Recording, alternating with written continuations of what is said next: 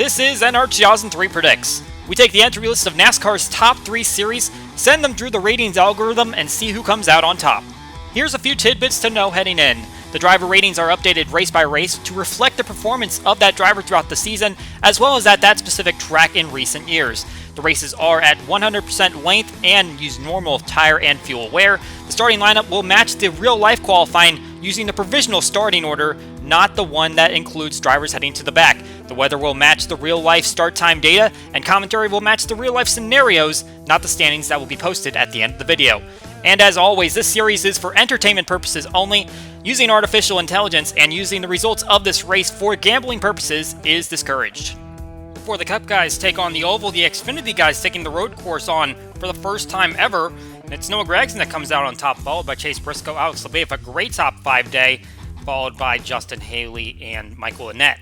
Solid days for Preston Pardus and Jade Buford in the top 20. Buford making his first Xfinity start. Riley Herbst unable to overcome his pretty lousy starting position, and Myatt Snyder notably having a pretty poor day on the road course. Now we move on to the crown jewel event, the Brickyard 400. Joey Logano and Kurt Busch lead them to the green flag here at Indianapolis.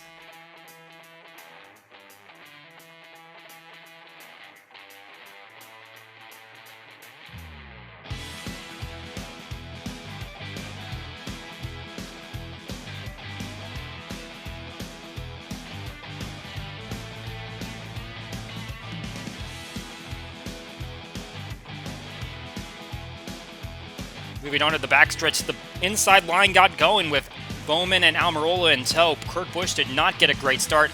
However, just a couple laps in, Eric Jones getting into Matt Kenseth into turn 4. That is going to send the 42 up into the wall, and we'll have our first caution just a couple laps in. Now there's going to be a little pit strategy early on as some drivers came down, some drivers did not. So Kevin Harvick stays out. He will inherit the lead. Kurt Busch also stayed out along with Ryan Blaney, William Byron, and John Hunter Nemechek. The big story this week, Jimmie Johnson tests positive for COVID-19. Justin Allgaier is behind the wheel of the 48 car, trying to see what he can do to bring home a good finish for the team and get some owner's points. But Johnson going to drop down the standings by not participating in this event, and who knows when he'll be back. The top 2 guys on average finish, running into the top 2 right now. Kevin Harvick at a 9th place average finish at this racetrack, and Joey Logano just under him around 11th spot. Going to be some early problems for the Stewart-Haas racing machine of Clint Bowyer. Goes up in smoke in turn 1, holds up the 38 a little bit. That 14 is headed back to the garage. Not a lot of winners on the racetrack. We got Kyle Busch and Kevin Harvick with 2 apiece, Brad Keselowski, Ryan Newman with 1. Well, one driver that is absent from that list is obviously Jimmie Johnson. He has won 4 times here.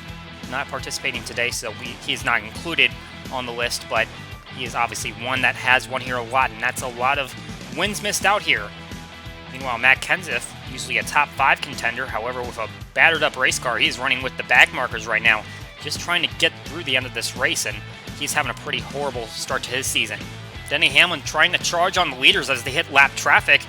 Now Hamlin's going to have to go through the same cars that the 22 and the 4 did, but at the moment, he is starting to catch back up. In terms of drivers leading laps at this track, well, they're kind of hogged by Kyle Busch and Kevin Harvick. They have led 2 full races apiece. Meanwhile, you have to go all the way down to Kurt Busch at 10th most. He only led 22 laps here. We've got a mechanical issue here for Tyler Reddick, the rookie. He is coming down the pit lane. It's going to be just a couple of laps before we see the rest of the drivers come down. These are the drivers that did not stop the first time under that caution. They are going to come down the earliest, as now we see BJ McLeod go up in smoke. Another driver that's going to take it to the garage and be out for this one. And here comes Joey Logano giving up the lead. They were not going to be able to make it on fuel, but it looks like any driver that needed an adjustment, just a couple laps into racing, they were able to come and get it. Obviously, no practice is going to play into how these guys feel about their race cars. But it's going to be Kevin Harvick that gets out in front after pit stops, and there's going to be a caution just as we're coming to the stage end. Quinn Houff going off the front end of Eric Almirola in turn 4. That's occurring just as the leaders are going across the start-finish line. There is Kevin Harvick taking the stage win just ahead of Joey Logano. You have to go a little bit further back to find Denny Hamlin, Ryan Blaney, and William Byron. Now under this stage caution, pit strategy once again going to come into play. Harvick and Logano come down for service. Hamlin's going to stay out there along with Eric Almirola and try to see what they can do on track position. Almirola going to get away from Hamlin as DiBenedetto tries to challenge him for the lead. Right now, Almirola on a 4-race top 5 streak. He is doing really well as of late, and he's trying to see if he can extend that. He's doing pretty well right now.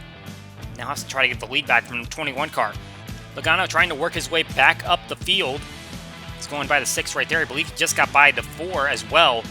So he is still moving inside the top 10.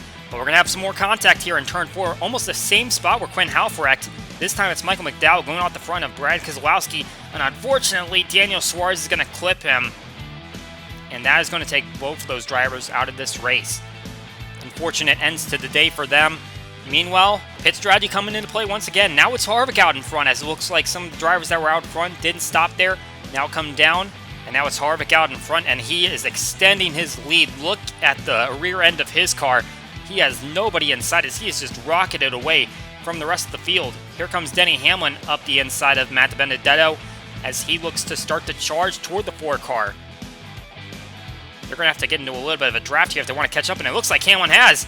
He has got the car right now underneath him. It looks like those tires are really paying off. I guess Hamlin had a little bit of an advantage, maybe from how many people came down for service. Didn't have to make up too many spots.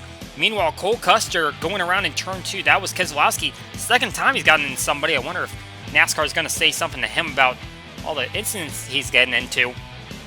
But as we go back to the restart, it's going to be Hamlin out in front of Harvick. Benedetto in 3rd. Truex Jr. back in 4th. And Harvick is not going to go lightly. He is going to try to challenge Hamlin going into turn 3 here. Looking to the inside, he still has a fast race car. And it looks like he might be able to get by him in turn 4. Taking a look at Austin Dillon. He's a driver that is just outside of the playoff bubble right now. Tyler Reddick, his teammate, is in 18th in points. He had that problem earlier on. He has the opportunity to take advantage of Jimmy Johnson not being in this race to go for points. However, he's not going to finish top 10 in this stage, even though he was running top 5 a moment ago. Harvick will take the stage, followed by Hamlin, DiBenedetto, Blaney, and Truex Jr. Harvick will lead the way on the restart. Hamlin just behind him, trying to see what he can do to catch up and keep up with him. Obviously, Harvick has the car to beat, winning those first 2 stages. Ryan Blaney, the Talladega winner just a couple of weeks ago. He did not have the greatest runs at Pocono, but right now he's trying to stay in the hunt. He is 4th place, just behind the 21, and has a little bit of a gap on the 19 car. Going to be problems here for Christopher Bell as he gets turned by the fill-in driver, Justin Allgaier. The 95 going to hit the outside wall. Once again in turn 4, seems to be a trouble spot. Now, pit strategy going to play into effect once again. It's Eric Jones that stays out, along with Chase Elliott and Justin Allgaier, who was just involved in that latest accident. We're going to see it. I don't believe they can make it to the end on fuel, but we're going to have problems here as Timmy Hill gets in the outside wall. William Byron collected, as well as Truex Jr., as he hits the outside wall, and now was just a bad break for those 2 drivers as the slow car of Hill got in the way, hit the outside wall. But problems here as they're bunching up, coming to the caution, and it's 3 rookies that get involved in it. Cole Custer goes for a flip. Reddick, another car involved, as well as Nemechek, and I believe the 19 car plowed into that one, and the 1 car was also involved. So that is a bizarre incident that's going to take out a couple of drivers, and we saw Eric Jones come down for fuel, and that might be right on the edge of the fuel window. This could be a race-winning strategy. I believe that everyone else is going to have to come down once again, but they may have their opportunity here as Josh Bilicki fades up the racetrack in front of Bubba Wallace and kind of smashes himself into the outside wall in turn 2. So they will have the opportunity to come down for service. And now Austin Dillon will stay out along with Brad Keselowski. Looks like Harvick did come down, gets his service, but a couple drivers staying out, but a problem for Justin Allgaier. He's headed to the pit lane. So the 48 team not going to have a great day today, as well as the 27, as he just got dumped by the 11 in turn 2. The track really taking its toll on those turns entering the straightaways. Turns 2 and 4 have really been the trouble spots here today.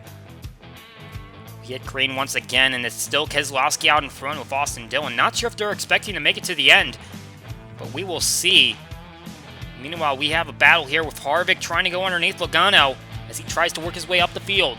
He's in the 5th position now, working on Logano for 4th, and here he comes for the lead on Keselowski.